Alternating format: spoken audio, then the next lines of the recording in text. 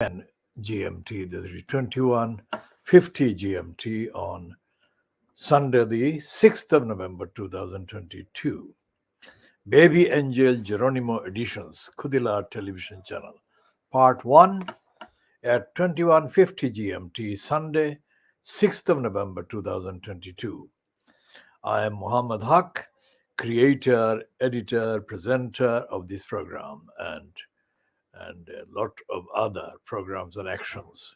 I shall be reading today from the distinguished, universal, absolutely amazing writer, poet Sufia Kamal, and also referring to her similar kind of genre contributor, the village based poet Jasimuddin. And Begum Sufia Kamal is, in my view, one of the world's poets, not based on any region, any religion. She says that these are the three lines that I treasure and I have always thought about and wanted to do something about these, with these. Khoodeelaar Shatira, Kota Aaj Tara, Bhuliya Giyachi Naam. These words are so universal and so real and so truthful that they deserve sharing. They're joyful and they're truthful and they're real and they're sad and they're evocative and they are universal and they apply to everyone. Khoodeelaar Shatira, Kota Aaj Tara Bhuliya Giyachi Naam. Now the longer poem, I've changed the style in the word Giyachi. Probably in the original she wrote Gechi, but in order to add to the kind of melody and the kind of feeling of belonging, if you like, just Giachi as a longer than Gechi. Let's see if I can find the version that is accessible on the internet. I say accessible because I cannot check whether this is the correct kind of version, but I am sure that this is. It is absolutely universal, amazing, beautiful. Now she says, বহুদিন পরে মনে পড়ে আছি আজি পল্লী মায়ের কোল যাও শাকে যেতা বনলতা বাঁধি হরসে খেয়েছি দোল কুলের কাটার আঘাত লইয়া কাঁচা পাখা কুল খেয়ে অমৃতের স্বাদ যেন লভিয়াছি গায়ের দুলালি মেয়ে পৌষ পার্বণে পিঠা খেতে বসে খুশিতে বিষম খেয়ে আরো উল্লাসে বাড়িয়েছে মনে মায়ের বকুনি খেয়ে চৈত্র নিশির চাঁদিমায় বসি শুনিয়াছি রূপকথা মনে বাজিয়াছে সুও দুও রানী দুঃখিনী মায়ের ব্যথা তবু বলিয়াছি মার গলা ধরে মা গো সেই কথা বলো রাজার দুলালে পাষাণ করিতে ডাইনি কবে কি ছিল করে কি ছল I am reading this for the first time. I have not read this in this way, so I am stuttering and stammering. And There is a whole story about the tales. ৭০০ সাপের পাহারা কাটায়ে পাতাল বাসিনী মেয়ে রাজার ছেলেরে বাঁচায়ে কি করে পৌঁছিল দেশে গে যে দেশে যে কল্পপুরীর স্বপনের কাঠি জুলাইয়া বুলাইয়া শিশু চোখে তন্দ্র দুলায় লয়ে যেত মরে কোথা দূর ঘুম লুকে. These are things that can be discussed, but not at the same time now. A lot of time is needed and a lot of reflection. ঘুম হতে জেগে বৈশাখী জোড়ে কুড়ায়েছি ঝরা আম খেলার সাথীরা কোথা আজ তারা বুলিয়াও গেছি নাম. So there she is. বুলিয়াও গেছি নাম. And I have written বুলিয়া গিয়েছি নাম. So that's the kind of slight difference. নববর্ষের জলে অবগাহী কবু পুলকিত মনে গান গাহিয়াছি মল্লার রাগে বাদলের ধারা শোনে. Some of these words need translation, interpretation, but that easily done. গান গাহিয়াছি মল্লার রাগে বাদলের ধারা শোনে শিশির সিক্ত শেফালি ফুলের ঘন সৌরভে মাতি. I'm a Siloti boy. This is not Siloti, this is Bengali. And in Siloti, there is not the same kind of style or similar kind of imagery.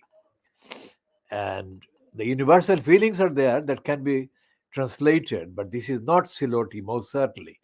And I'm not a Bengali, but I'm able to read and understand, comprehend Bengali, Bangla, etc., etc. But this is very different from Siloti.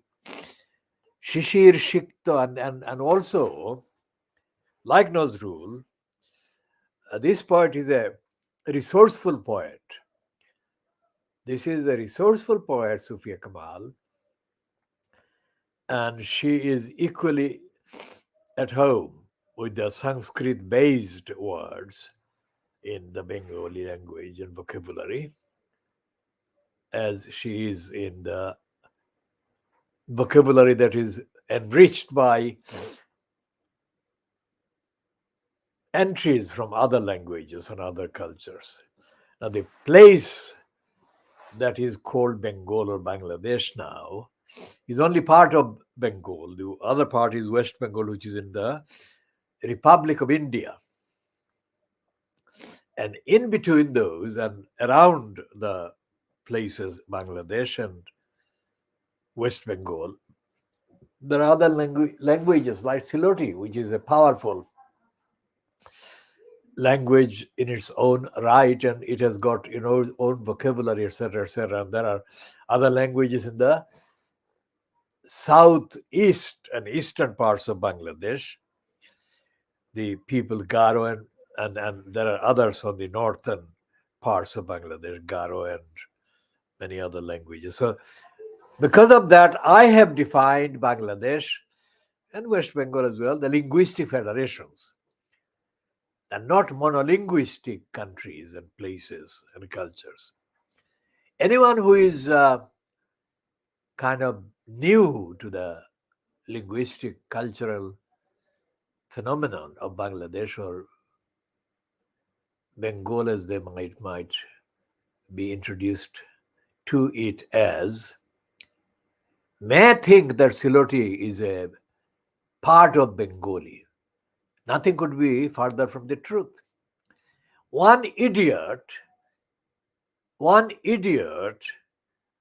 in London, in a London school, after she got the benefits out of my campaign and community association, she's not familiar with the Bangla language or the Asian languages. She put the stupid welcome thing as Shagotom.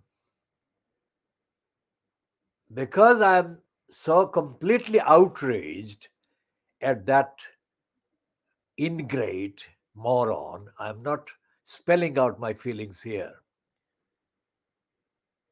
Shagatam is not even Bengali, whatever.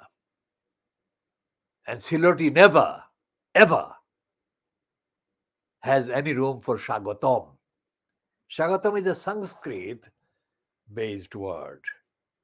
And even ordinary colloquial, ordinary vocabulary, Bengali language, Bangla language, doesn't have Shagatam as part of it.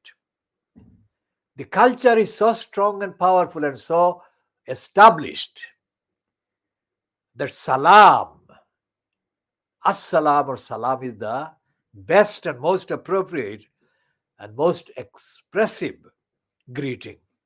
You, etc., more on.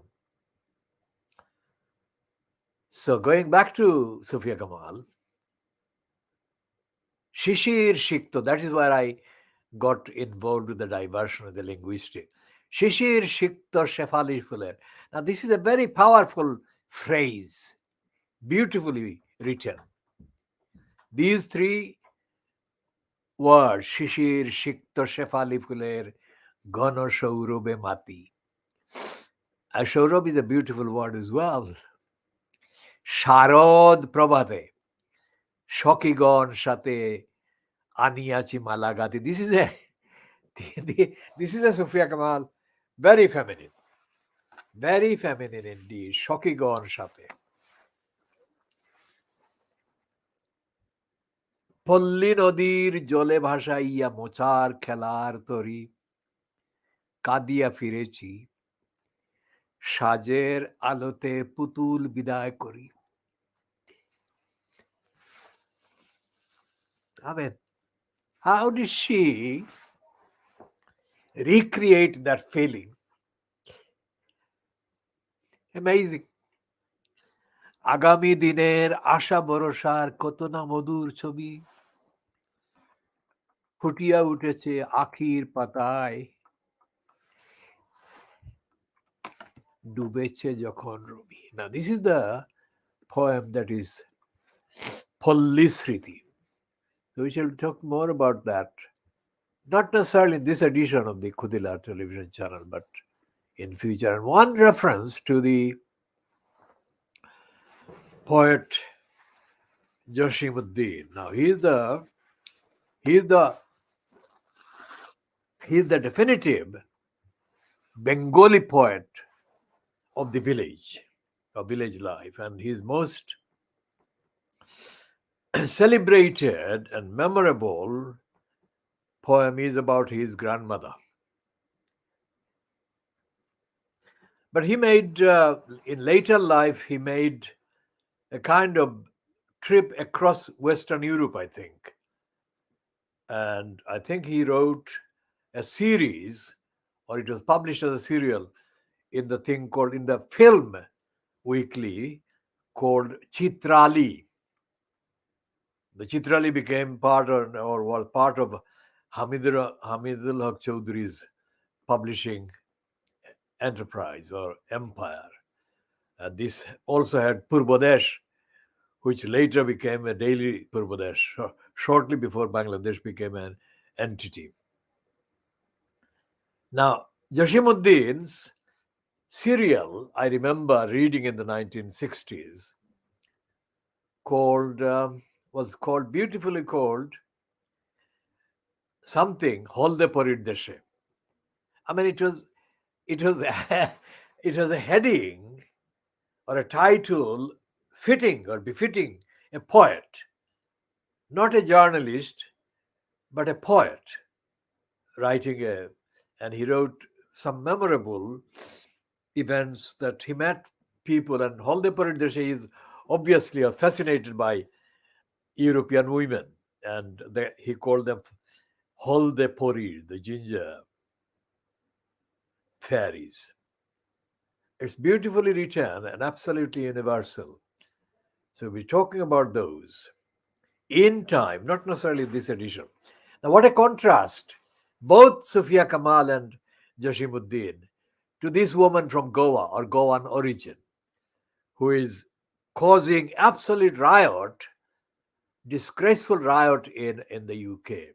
And during today, that is Sunday, there was a demonstration in London in the UK, and people called for an election, general election now. Now, to what extent she understands this or not, the fact that Suella Fernandez, who changed her name into Braverman, I shall come to that Braverman cowardice, after she married a Jewish man whose name is Braverman. Now, this is a nomenclature that actually relates to the German and other, maybe, other Eastern European parts. Braverman is not an English thing. It is to do with the German, Lithuanian, whatever, those parts. To what extent this Braverman that she married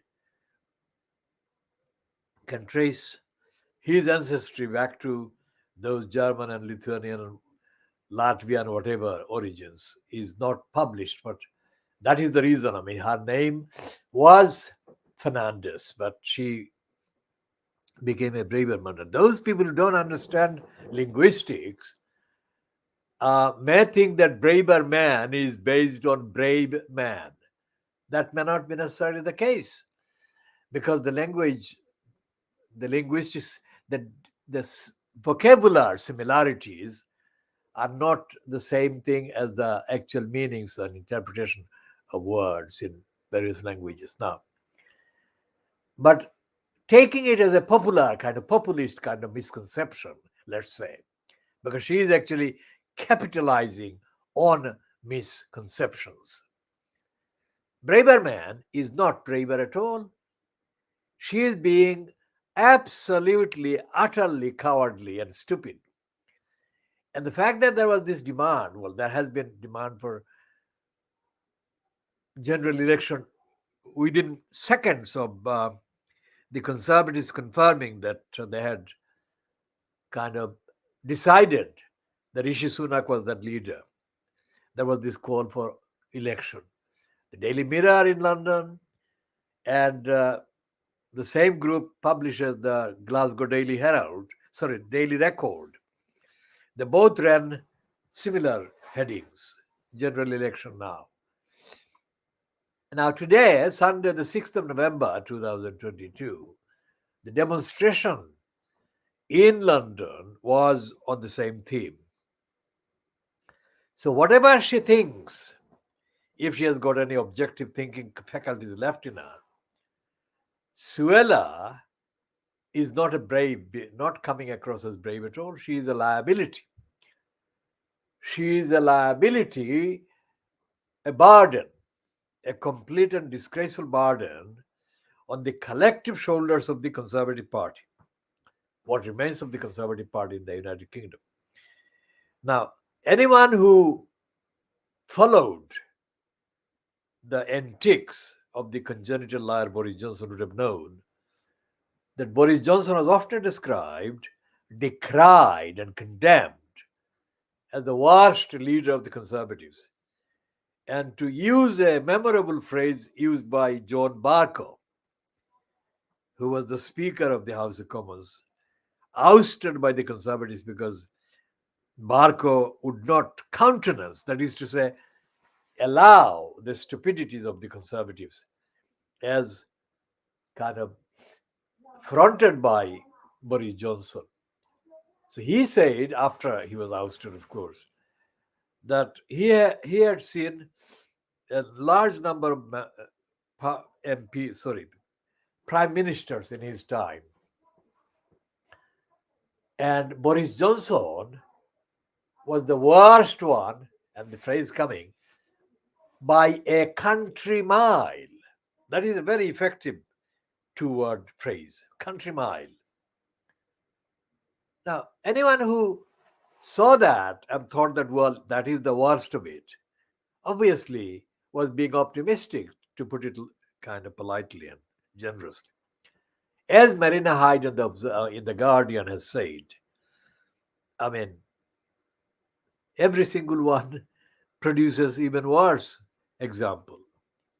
And although she is not the prime minister, she has become the actual face of the current prime minister, Rishi Sunak, because everyone everyone thinks that so long as Suella Cruella is in his cabinet, Sunak has got a very serious deficit there, a loss, and a loss and a lose on his side. Now, Suella Braverman is the opposite, the exact, complete, comprehensive opposite of the innocence, absolutely universal innocence and solidarity and the joyfulness and joyous attitude that Sufia Kamal expressed in her poetry, as did Jasimuddin in his reverential, devotional dedication to his grandmother, as he thought about his grandmother when he wrote about her visiting her grave. And you cannot make a greater comparison or contrast between evil Cruella Suella and Sufia Kamal, Jasimuddin, and other poets and thinkers and philosophers. Now, when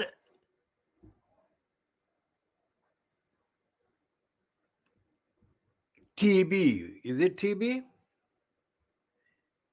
Thomas Babington Macaulay, he died at age 49. Is it 59 or 49? I can check that one. So he wasn't active intellectually for a very long time. But despite that, he, being a racist, a complete and utter racist, Macaulay ventured into areas that he was not fit to venture into. And the subcontinent and the whole of the subcontinent plus taken the kind of Arabic speaking world.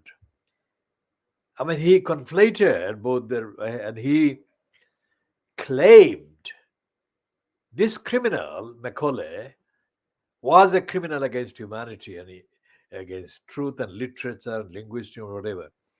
He said, repeatedly he said, things about Sanskrit and Arabic. Now, anyone who knows about Sanskrit and Arabic could know that these two are the last to be compared. There is so much gulf between the origins and structure and everything else in the Arabic language and the Sanskrit that you cannot compare those two. You cannot mention those two. You can mention languages that are derived from those. For example, in the case of Urdu and Hindi, those are very similar to one another, and they're derived. Both of them are derived from the Hindi is derived mainly from the Sanskrit, and the Urdu is derived mainly from the Arabic. But Urdu is not derived only from the Arabic; it is also from the Persian and the nearby neighboring languages, Afghanistan, the other languages. So this Macaulay, this moron, was revered in his time in the British kind of empire thing. As he wrote stupidities after stupidities, he said in his worst, completely evil, foul fantasies that he would create among the Indians. What he meant by that was, of course, include the Pakistanis of today, Bangladeshis of today, and the Indians of today, let's say. He would impose an education system, a British imperialist education system, that would produce the So he was he was dehumanizing the millions, hundreds of millions of people in the subcontinent. I'm coming to that in a minute.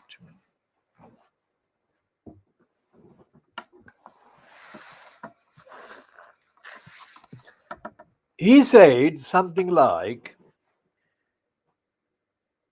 he was saying that as a result of the brainwashing, which you call the education, these people who would be the products of the brainwashing would remain brown on the outside and would think English on the inside. Now, put that on the table and then add all the bad things about Uncle Tom. What do you find? And then if you want to add the contemporary or recent contemporary history of the Southern African freedom movements against the apartheid and races, you add Bishop Abel Muzarewa and Ndaba Dingi Sitole. Some of these absolute brainwashed morons. And what you get, if you put them all together, they look black, they look Indians, or they look kind of African, just like Cruella Suella does. But when they spew, when they spew nothing but self-hatred of the worst kind.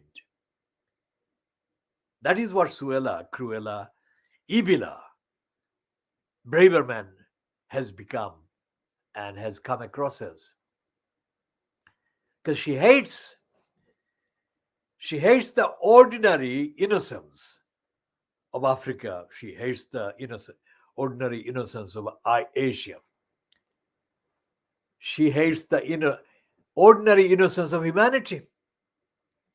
So, for example, when she goes to when she stages a visit to the migrant center, she doesn't travel by ordinary mode of transport.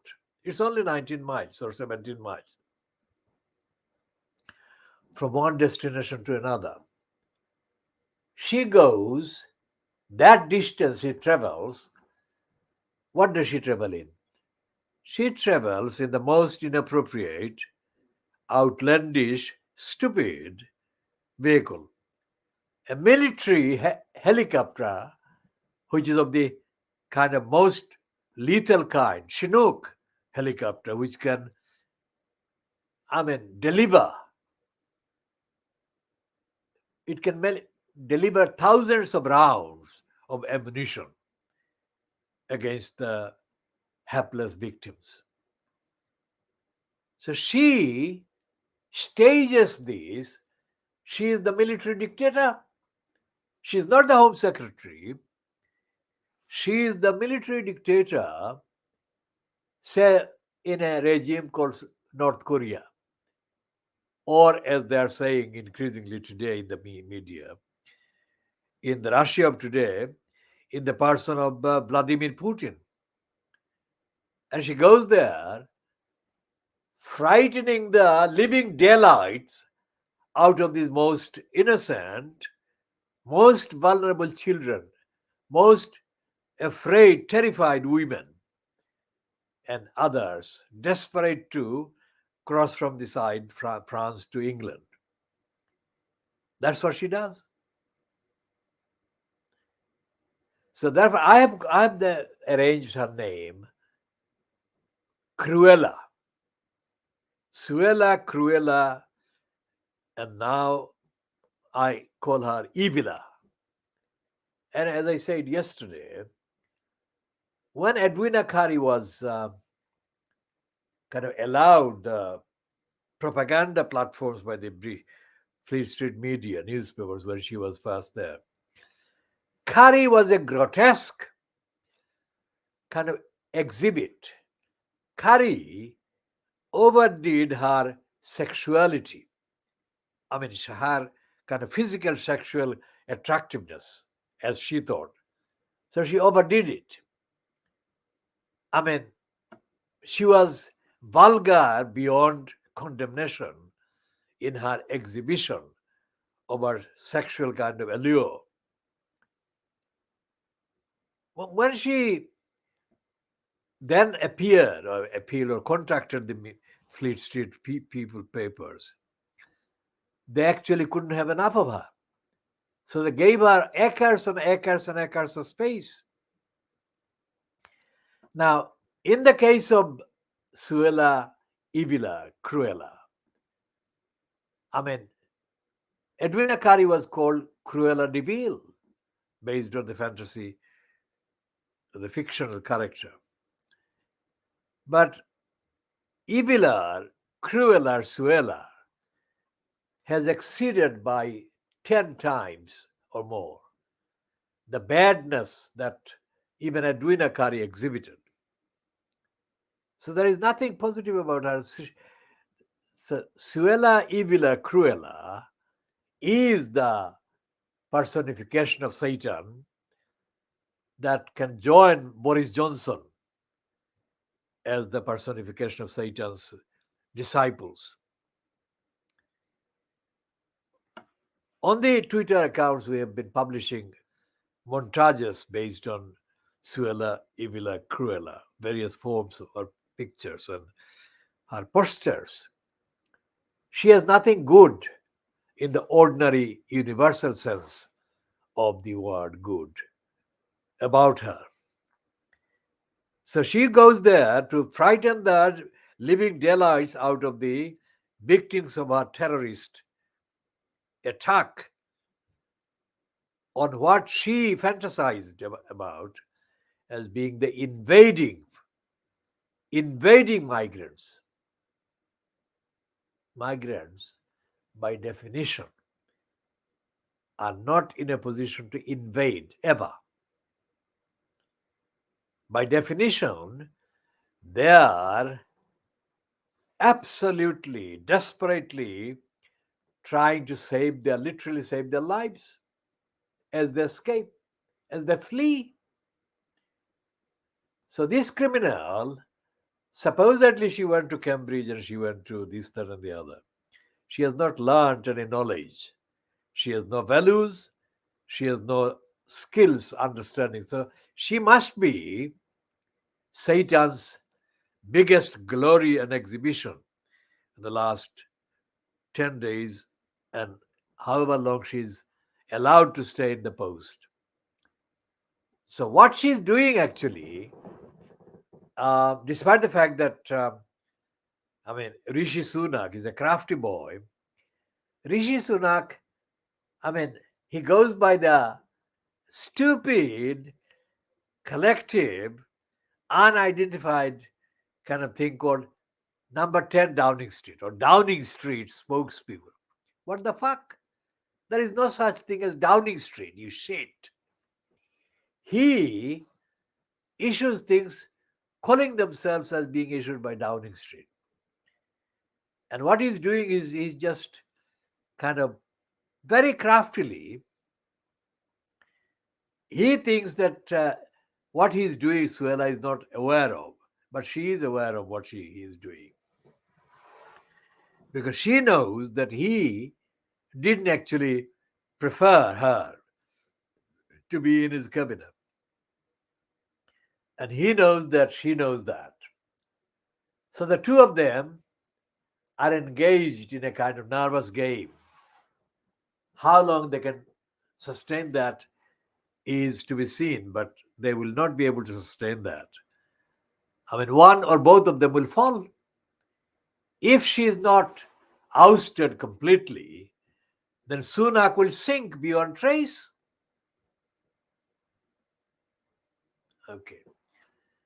Over to Pakistan and the coverage in the Indian press that Imran Khan has been attacked, and but Indian papers are trying to be that kind of playing a joke game of neutrality.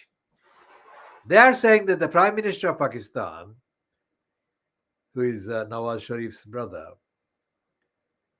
has ordered or asked the Supreme Court of Pakistan to commission an inquiry into the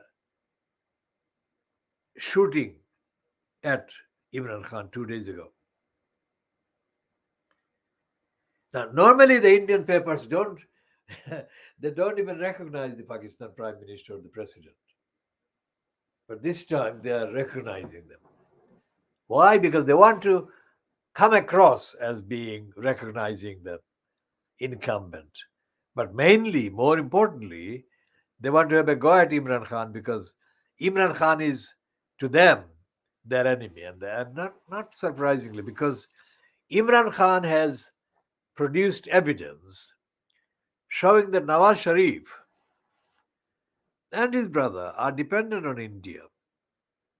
And even Mariam Sharif, the Nawaz Sharif's daughter, has got her own daughter married to an Indian. So what Imran Khan has said that on the evidence, on the facts, the Sharif family are in Haque. They're in debt to the Indian regimes, whoever comes into power in India or is in power. And there are evidence about Narendra Modi being approached during a regional conference held in Nepal, where Nawaz Sharif, or one of them, said that they were afraid of Pakistan army. Now, why would a Pakistani leader be afraid of the Pakistani army? Unless they are engaged in mischief against Pakistan. Self-evident, isn't it? So in the course of the next 2 days, Imran Khan is going to speak at the conclusion, I think, of the Long March on Tuesday in Islamabad. That's what they've announced today. They've confirmed during Sunday. And they've been publishing pictures of Imran Khan with his bandaged right leg, which is what the main injuries were caused to his right leg in the attempt to murder him. And there is a kind of increasing awareness, readiness on the part of supporters of the Pakistan Tehreek-e-Insaf party and Imran Khan, that people are prepared to die for Imran Khan, which is absolutely the correct thing. In next door India, when the actor Puneet Rajkumar suddenly died of heart attack last year, and he reportedly donated his eyes for a kind of help with somebody, or people in need of eye. In imitation, in kind of following Puneet Rajkumar's act, countless numbers of his fans in India gave their eyes away, and some committed suicide. So there is this strong feeling, there is this passion, and it can be found in the dedication or on the part of thousands of people supporting Imran Khan and supporting the Tehreek-e-Insaf. And as was seen in the July by-elections held in Punjab,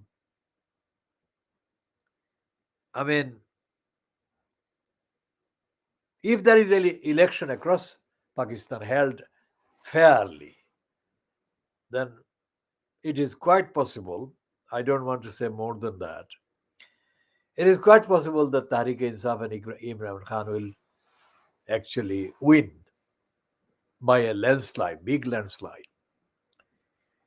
Regardless of what the outcome may be, the movement, in my view, that Imran Khan has created, whoever inspired it, whoever advised him, I do not know. But the movement that he has created actually fits in with the narrative that I had created 3 years ago. Not the particular details, but the narrative generally, and I'm coming to that. And that was starting in August 1947. And I use the expression in English, the contextual analysis. The contextual analysis and examination of the events of the last 75 years. Now, Imran Khan is not saying that. What he's saying is that the original founding purpose of Pakistan ka matlab kya, was the implementation of the manifesto inherent in the Quran, in the Kalima, and it is traceable back to the life and the activities of the Prophet Muhammad, peace be on him. I didn't go that specific because of the practical problems. Because in India, India as it is now is a hugely Hindu majority place. So it would not be appropriate to imply that the India freedom independence movement was inspired by the Kalima. But what Imran Khan is doing is, of course, saying that Imran Khan is saying the Kalima, but he can expand on that by filling in the gap. By saying that the Kalima is not confined to just the ones who actually profess to believe in the Kalima, but that the benefits of the Kalima, the enlightenment, the fairness, and the access to justice extends to everyone. That then disposes of the problem of the absence of reference to Hindus, because the Hindus are included as well. So I shall be expanding on all of those in due course, not necessarily in the rest of this edition, but in due course. And I think that the practical thing from the United Kingdom, which is where I'm broadcasting from, to say to the Tehreek-e-Insaf and the people very close to Imran Khan, supporters of him, well-wishers, is that of course they should not take anything for granted, their safety.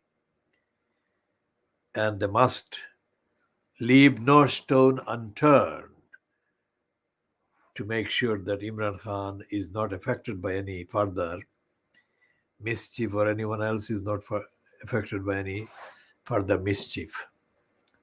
And that the movement, Pakistan ka matlab kya, reaches the destination, which is to establish an order,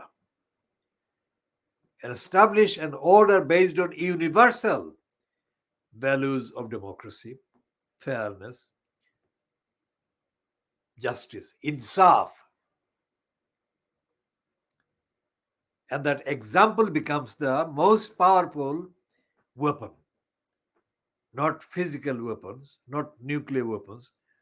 The example of the best standard of character becomes the most powerful weapon against all the bad things and against all the bad influences and against all the bad threats.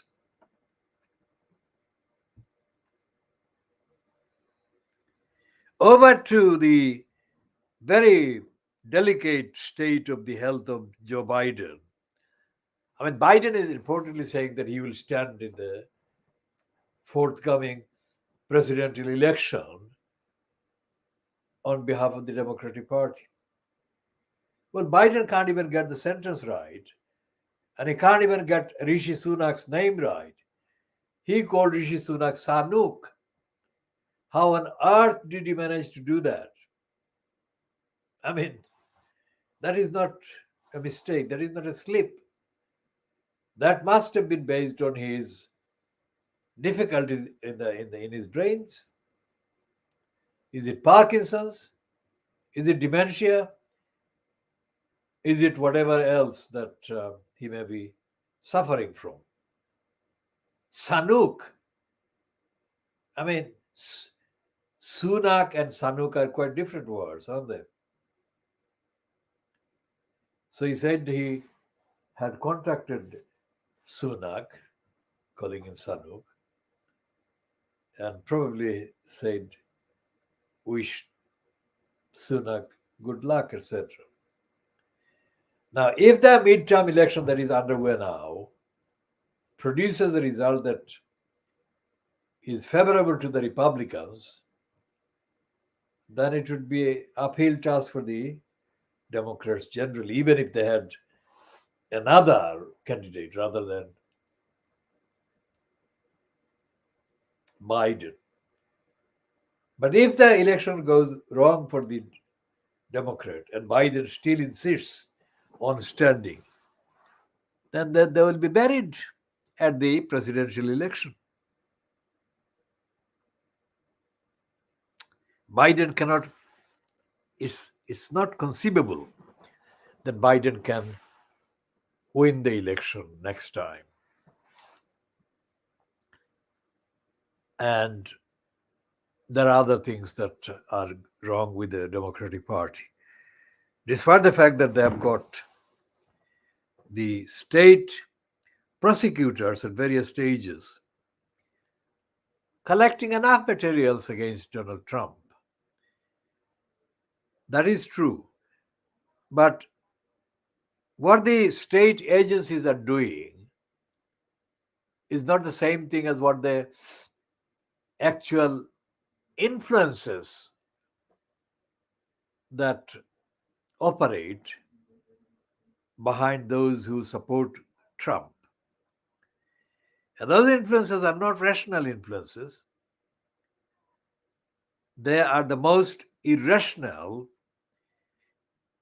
the most backward, most intolerant, and most racist influences. And it doesn't seem that the Democratic Party in the USA is taking into account all of those, and is most certainly is not taking any action to neutralize and definitively neutralize the Republican challenge. They should be doing that, and that is my observation at this stage.